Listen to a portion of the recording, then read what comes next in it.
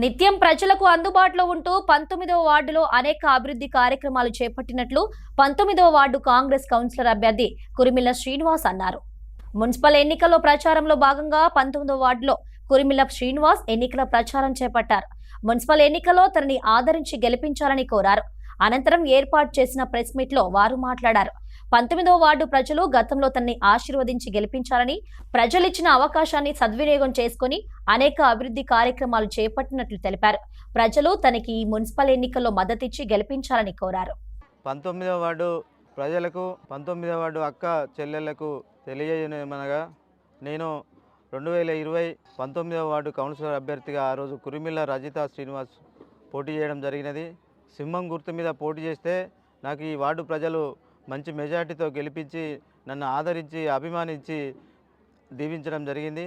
అందులో భాగంగా ఆ రోజు నుండి 2020 నుండి 2025 వరకు నేను చేసిన 5 సంవత్సరాలు ప్రజలకు ఏ విధంగా ఉండాలి, ప్రజలతో ఏ విధమైన పనులు చేయాలి, ప్రజలకు అందుబాటులో ఉండాలని నిత్యం ప్రజలకు అందుబాటులో ఉంటూ ప్రజాసేవే లక్ష్యంగా పనిచేస్తూ ముందుకు పోతూ అప్పుడున్న ప్రతిపక్షంలో ఉండి కూడా కొట్లాడి మాజీ ఎమ్మెల్యే గారితో కొట్లాడి కూడా దెబ్బలు పడి జైలుకు పోయినప్పటికీ అయినా మా వార్డును అభివృద్ధి చేసుకోవాలి, అభివృద్ధి నా లక్ష్యం అనుకొని ప్రతి సీసీ రోడ్డు నిర్మాణం చేపట్టి ప్రతి గల్లీలో వార్డులో డ్రైనేజీ పూర్తి చేసి ప్రతి గల్లీలో వాటర్ సమస్య లేకుండా చేయడం జరిగింది.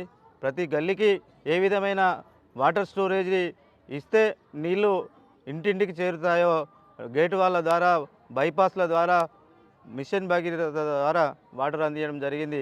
ప్రతి ఇంటికి మనం ఏ విధమైన పనులు చేయాలి, ప్రజలకు ఏ విధంగా అందుబాటులో ఉండాలి తప్ప వేరే ఆలోచన లేకుండా ప్రజల పనులే ధ్యేయంగా పనిచేసిన, ఎలాంటి అవకతవకలు చేయకుండా, ఎలాంటి దందాలు కాంట్రాక్టు పనులు కానీ ఎలాంటి సెటిల్మెంట్లు చేయకుండా ప్రజలకే సేవ చేద్దామని 5 సంవత్సరాలు ప్రజలకు అందుబాటులో ఉండి ప్రజాసేవ పనిచేయడం జరిగినది.